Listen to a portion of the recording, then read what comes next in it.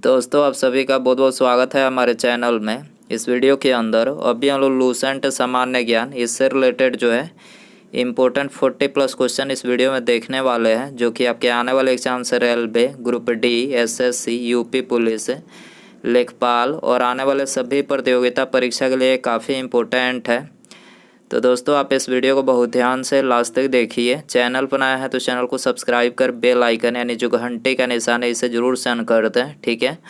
और ये टोटल जो 40+ क्वेश्चन है, आप इनमें से कितने क्वेश्चन सही कर पाते हैं अपना स्कोर कमेंट बॉक्स में ज़रूर बताएं। तो चलिए शुरू करते हैं। देखिए यहाँ पर हमारा पहला क्वेश्चन दिया गया है। 1 बिलियन चॉक पाउडर के साथ अभिक्रिया करने पर एक गैस का निर्माण करता है जिससे चूने के पानी का रंग दूधिया हो जाता है। उस बिलियन में क्या है? 1 बिलियन चॉक पाउडर के साथ अभिक्रिया करने पर एक गैस का निर्माण करता है जिससे चूने के पानी का रंग दूधिया हो जाता है। उस बिलियन में क्या है? तो देखिए उस बिलियन में है HCl यानी हाइड्रोक्लोरिक अम्ल। क्या है? हाइड्रोक्लोरिक अम्ल है, आपको याद रखना है। डी आंसर हो जाएगा। हाइड्रोक्लोरिक अम्ल की बात करें तो देखिए हाइड्रोक्लोरिक अम्ल को म्यूरेटिक अम्ल भी कहते हैं। हाइड्रोक्लोरिक अम्ल को म्यूरेटिक अम्ल भी कहते हैं। ऑप्शन सी में जो NaCl दिया हुआ है, ऑप्शन सी में जो NaCl दिया हुआ है तो ये साधारण नमक का रासायनिक सूत्र है। और ऑप्शन ए में MgOH2 जो दिया हुआ है इसको मिल्क ऑफ मैग्नीशिया कहते हैं। अम्ल धातु से अभिक्रिया कर लवण तथा हाइड्रोजन गैस देता है। अम्ल धातु से अभिक्रिया कर लवण तथा हाइड्रोजन गैस देता है, आपको याद रखना है। क्वेश्चन नंबर 2 है, मीथेन का प्रतीक क्या है? तो देखिए मीथेन का प्रतीक है CH4 मीथेन का प्रतीक है। बी आंसर हो जाएगा। मीथेन को मार्स गैस भी कहते हैं। मीथेन स्वसंयोजक यौगिक है। इसका प्रमुख स्रोत है मवेशियों का मुख, दलदली भूमि एवं धान का खेत से जो है मीथेन गैस निकलता है।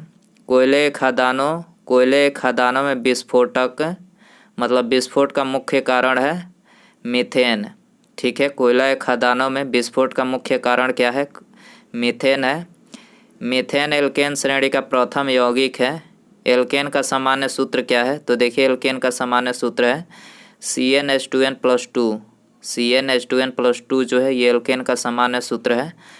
कंप्यूटर फील्ड में OLE का विस्तार क्या है, मतलब फुल फॉर्म क्या है OLE का कंप्यूटर के फील्ड में?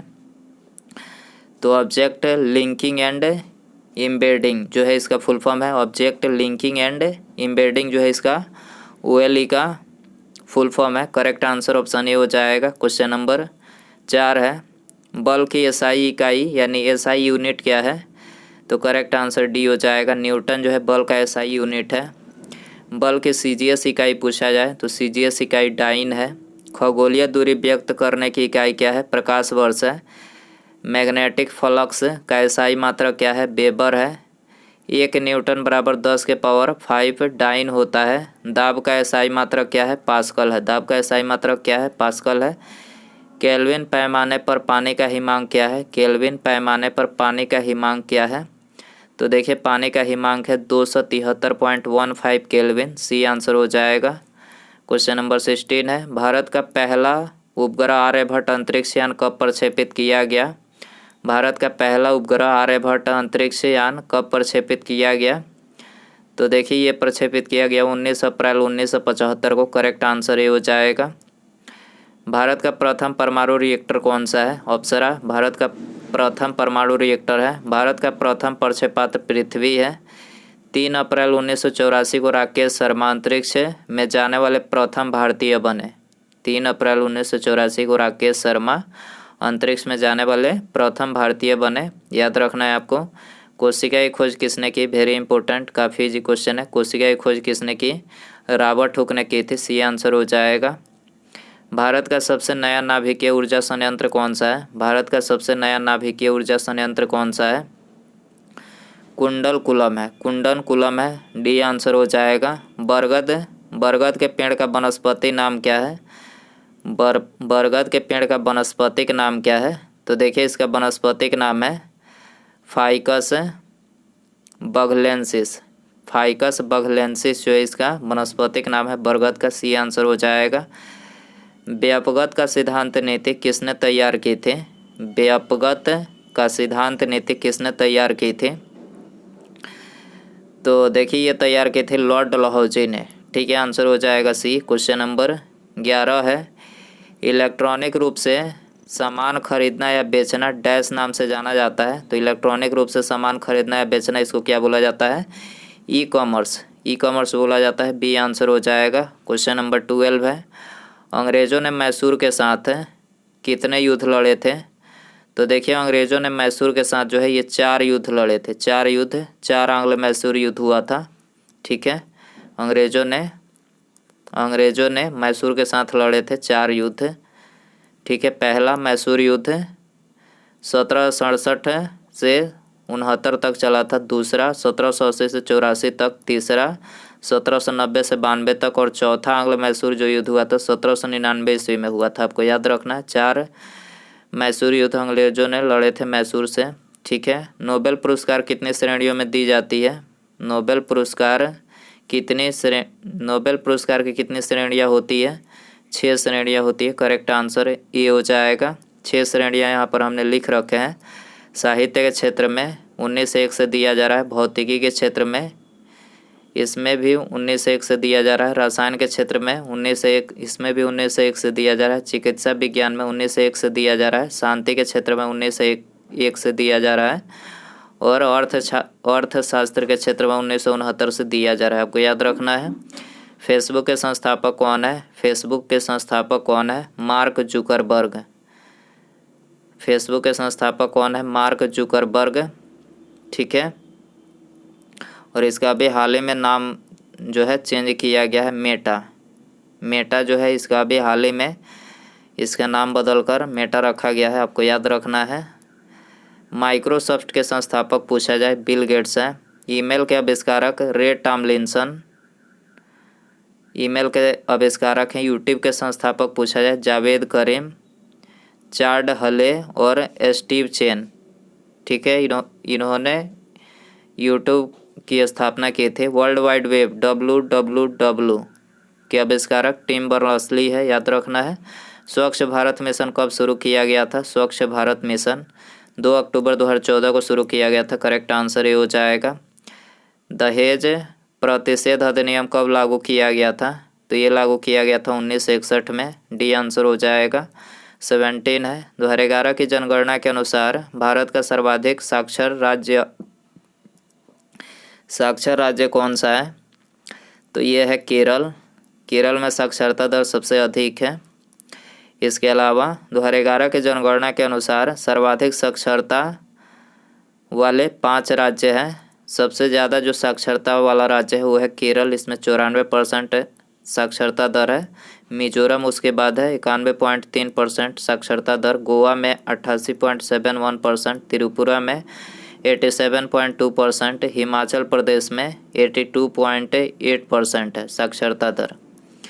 भारत का न्यूनतम जनसंख्या वाले राज्य भी यहाँ पर हमने लिखे हैं। भारत के न्यूनतम जनसंख्या वाले राज्य, तो सबसे कम जनसंख्या बिहार में 63.82% है। उससे ज़्यादा जो है अरुणाचल प्रदेश में 65.4% है। उससे ज़्यादा राजस्थान में 66.1%। झारखंड में उससे ज़्यादा है 66.4%। याद रखना है 2011 की जनगणना में भारत का साक्षरता दर 74.0% है। भारत की साक्षरता दर 74.0% है 2011 के जनगणना के अनुसार। कोलेरू झील किस भारतीय राज्य में स्थित है? कोलेरू झील किस भारतीय राज्य में स्थित है? आंध्र प्रदेश में। सी आंसर हो जाएगा। प्रमुख झील और उनके राज्य यहाँ पर हमने लिख रखे हैं। पेरियार झील केरल में है। लोनार झील महाराष्ट्र में है। चिल्का झील उड़ीसा में है। हुसैन सागर झील आंध्र प्रदेश में है।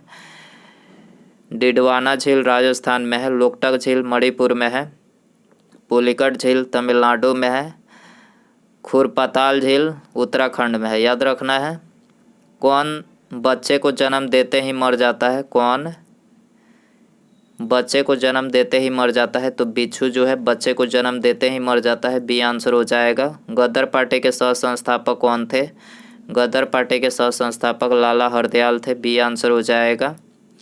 1931 में निम्नलिखित में से कौन इंडियन नेशनल कांग्रेस के अध्यक्ष थे? तो 1931 में जो है ये वल्लभ भाई पटेल, सरदार वल्लभ भाई पटेल जो थे ये इंडियन नेशनल कांग्रेस के अध्यक्ष थे। बी आंसर हो जाएगा। सार्क में कितने सदस्य देश हैं? सार्क में कितने सदस्य देश हैं? 8 सदस्य देश हैं। बी आंसर हो जाएगा। सार्क की बात करें तो सार्क का पूरा नाम है, मतलब इसका फुल फॉर्म है the south Asian association for regional cooperation. The south Asian association for regional cooperation जो है इसका फुल फॉर्म होता है। सार्क की स्थापना 8 दिसंबर 1985 को हुआ था। सार्क का सचिवालय काठमांडू में स्थित है। सार्क का सदस्य देश है भारत, पाकिस्तान, बांग्लादेश, भूटान, नेपाल, श्रीलंका, मालदीव और अफगानिस्तान। टोटल 8 देश जो है सार्क में है। भारत, पाकिस्तान, बांग्लादेश, भूटान, नेपाल, श्रीलंका, मालदीव और अफगानिस्तान आपको याद रखना है। सार्क का 8वां देश कौन सा है? अफगानिस्तान है। सार्क का प्रथम शिखर सम्मेलन 1985 ईस्वी में ढाका में आयोजित हुआ था, याद रखना है।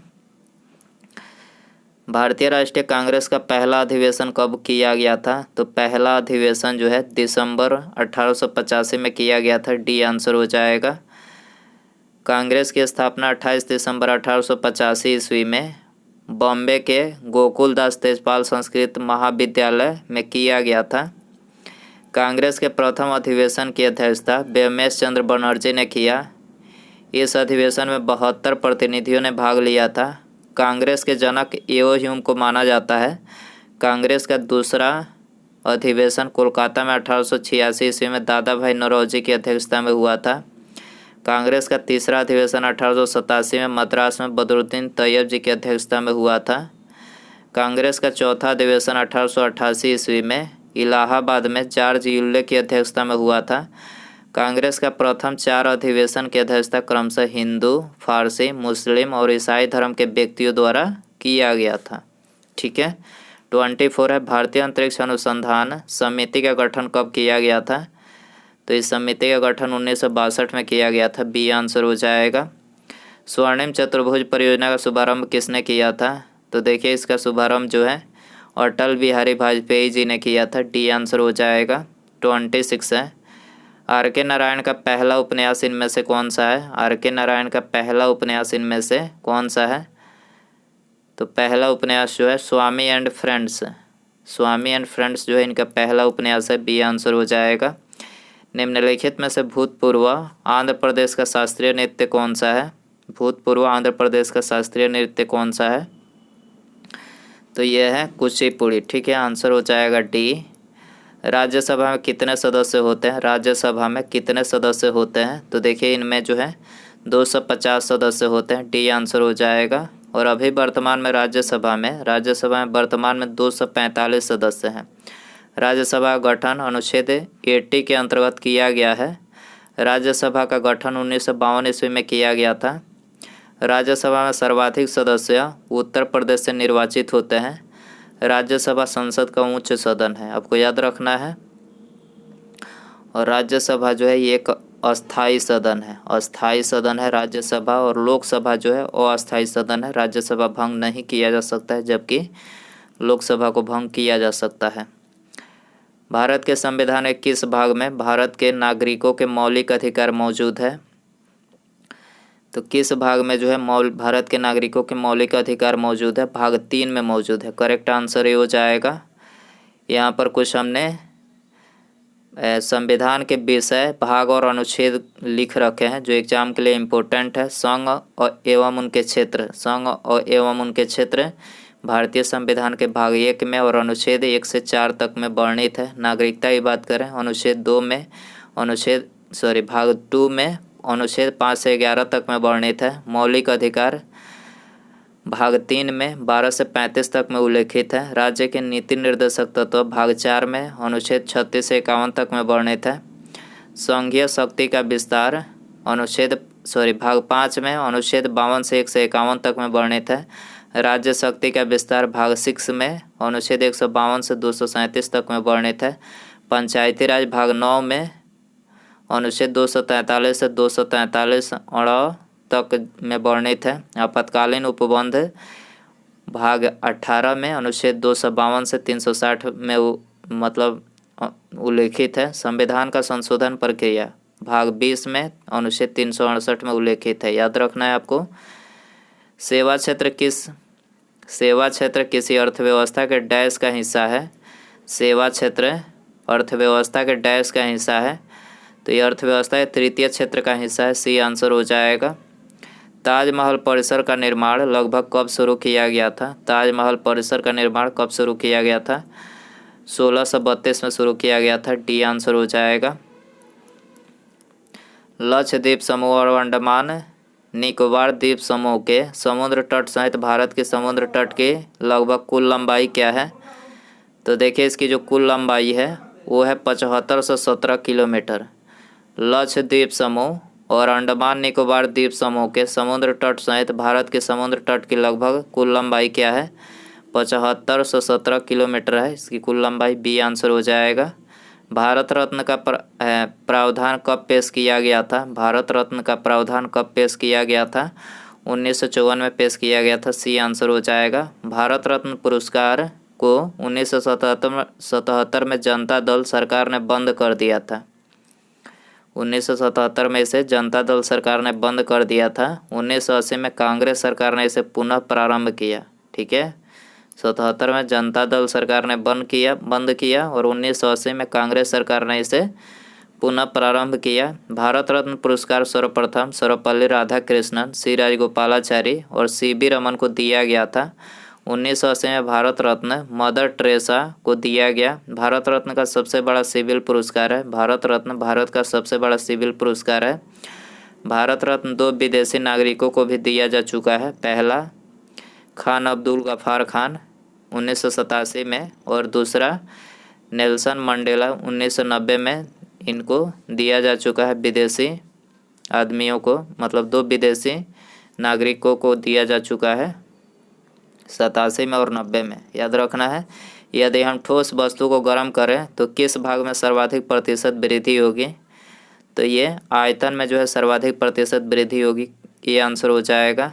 ऋग्वेद के किस मंडल में आर्यों एवं अनार्यों के बीच हुए प्रसिद्ध दशराज युद्ध का वर्णन है? तो दशराज युद्ध का वर्णन जो है ये सप्तम मंडल में है, 7वां मंडल में है। करेक्ट आंसर ये हो जाएगा। भारत की सबसे ऊंची चोटी गार्डविन आस्टीन किस पर्वत श्रेणी में स्थित है? भारत की सबसे ऊंची चोटी गार्डविन आस्टीन किस पर्वत श्रेणी में स्थित है? काराकोरम पर्वत श्रेणी में स्थित है। करेक्ट आंसर ये हो जाएगा। मुख्यमंत्री से संबंधी निम्नलिखित कथनों में से कौन सा एक सही नहीं है? तो मुख्यमंत्री के बारे में इनमें से कौन सा कथन सही नहीं है? पहला कथन ही गलत है। मुख्यमंत्री मंत्रिपरिषद की बैठक की अध्यक्षता नहीं करते हैं, गलत है ये कथन। बाकी तीनों करेक्ट हैं। इनकी नियुक्ति राज्य के राज्यपाल द्वारा होती है। यह विधानसभा में बहुमत दल के सदस्य द्वारा चुना जाता है। इसके वेतन एवं भत्तों का निर्धारण राज्य विधानमंडल करती है। तो यहाँ पर ये तीनों करेक्ट है। तो यहाँ पर गलत कथन पूछा था तो पहला ही गलत है। तो यहाँ पर आंसर हो जाएगा ऑप्शन ए। मानव लार की प्रकृति कैसी होती है? मानव लार की प्रकृति कैसी होती है? अम्लीय होती है। बी आंसर हो जाएगा। निम्नलिखित में से किस सिख गुरु ने सिखों को सैन्य संप्रदाय में परिवर्तन कर दिया? किस सिख गुरु ने सिखों को सैनिक संप्रदाय में परिवर्तित कर दिया? तो गुरु हरगोबिंद ने जो है ये किया था, सिखों को सैनिक संप्रदाय में परिवर्तित कर दिया। सी आंसर हो जाएगा। आपातकाल में किसी राज्य विधानसभा की अवधि बढ़ाई जा सकती है? किसके द्वारा बढ़ाई जा सकती है? संसद के द्वारा। आपातकाल में किसी राज्य विधानसभा की अवधि बढ़ाई जा सकती है? संसद के द्वारा बढ़ाई जा सकती है। बी आंसर हो जाएगा। निम्नलिखित में से किसके अंतर्गत भारत में सर्वोच्च न्यायालय की स्थापना हुई? भारत में सर्वोच्च न्यायालय की स्थापना किसके अंतर्गत हुई? रेगुलेटिंग एक्ट 1773 के अंतर्गत हुई। करेक्ट आंसर ये हो जाएगा। मनुष्य के पैर के पंजे में कितनी हड्डियां होती है? वेरी इंपॉर्टेंट क्वेश्चन है। मनुष्य के पैर के जो पंजे होते हैं, मनुष्य के पैर के जो पंजे होते हैं, ऐसे करके होते हैं ना मनुष्य के पैर के पंजे, ठीक है। तो इसमें जो है ऐसे होते हैं ना पैर के पंजे, तो इसमें कितनी हड्डियां होती है? तो इनके पैर के पंजों में जो है हड्डियों की संख्या कितनी होती है? 26। याद रखना है 26 हड्डियाँ होती है, सी आंसर हो जाएगा। तो दोस्तों ये थे लूसेंट सामान्य ज्ञान के इम्पोर्टेंट 40+ क्वेश्चन। आई होप कि ये वीडियो आपको पसंद आया रहेगा। प्लीज़ पसंद आए तो वीडियो को लाइक कर दीजिए। लाइक नहीं करते हैं आप लोग, प्लीज़ वीडियो को ज़्यादा से ज़्यादा लाइक कीजिए, अपने दोस्तों में शेयर कर दीजिए। और चैनल पर नया है तो चैनल को सब्सक्राइब कर बेल आइकन यानी जो घंटे का निशान है इसे ज़रूर से प्रेस कर दीजिए, ताकि जब भी मैं कोई न्यू वीडियो अपलोड करूं उसका नोटिफिकेशन जो है आपको टाइम टू टाइम मिल सके। तो सब्सक्राइब करने के बाद बेल आइकन ऑन रखें। ठीक है, मिलते हैं अगले वीडियो में।